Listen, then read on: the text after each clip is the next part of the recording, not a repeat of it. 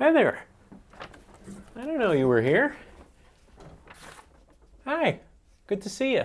Hey, we got another Viltrox lens review for you. Viltrox was nice enough to send me the lens to try out. I did a review of the Fujifilm 23mm 1.4, and that was a great bang for your buck lens if you didn't want to spend $1,000 on the Fujifilm 23mm 1.4. So this 23mm 1.4 is for the Sony system, and believe it or not, it's the same exact lens as the Fujifilm version. If you look at them side by side, you probably won't be able to tell the difference, which is a good thing. We like the build construction on the Fujifilm lens.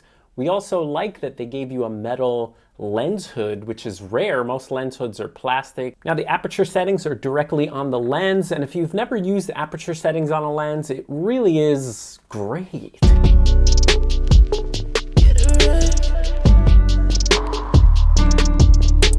Clickless, by the way. Clickless, we usually prefer clickable. Why do I look like this? Now, like a dummy, I put it on the Sony a7 III thinking it was a full frame lens, just like this one is here. This is Sony's 35mm 1.8, and it's small and looks kind of similar to this Viltrox lens. So I really thought it was a full frame lens when I got it. Hold on, is the hood in the way?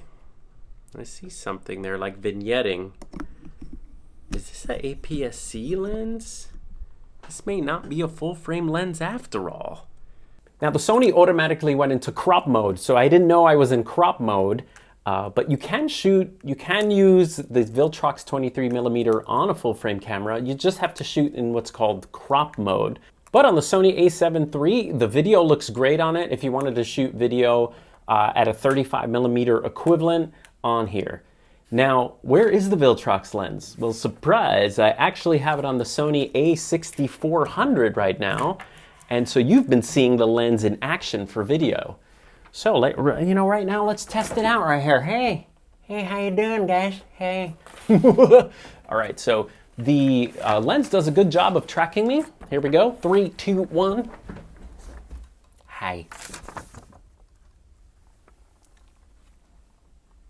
There you go. So it snaps quickly. I have it on, let's see what we have it on. Okay, that's 1.4 there. This is what 1.4 looks like on the lens, 1.4.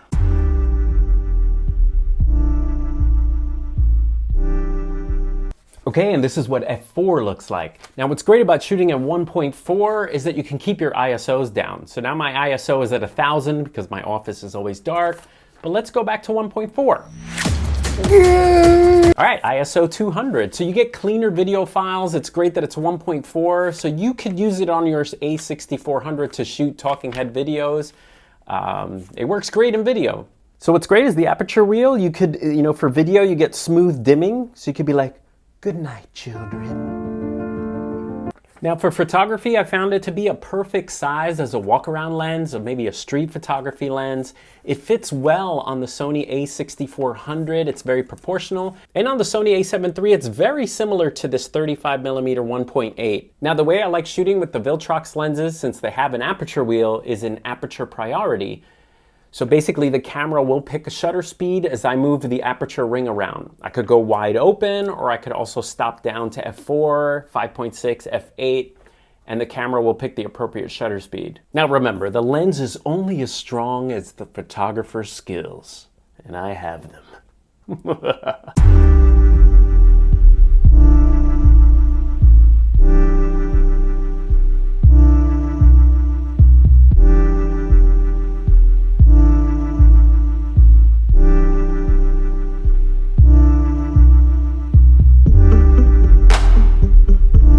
So there is a little bit of vignetting shooting at 1.4. You can stop down to get rid of the vignetting. Just like every other lens, it has purple fringing, which could sometimes get out of control. But again, stop down if you want to get rid of some purple fringing. You get a nice star shape actually from this lens shooting at f11 or f16. I was pretty surprised. You get pretty decent bokeh with this lens. I wouldn't call it earth-shattering, but pretty decent, especially if you're close to objects, as close as you can get. So the Viltrox 23mm 1.4 positives, build quality, it's metal hood. It has a cool aperture ring. Image quality is really great.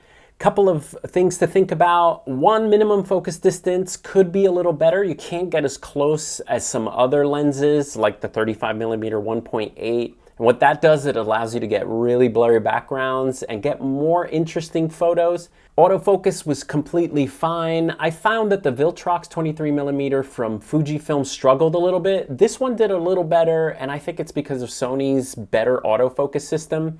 So for continuous autofocus, it did a pretty good job. Overall, if you're looking for a great little street walk-around lens that goes to 1.4 for low light, this is a good option for you. All right, I'll see you guys next time.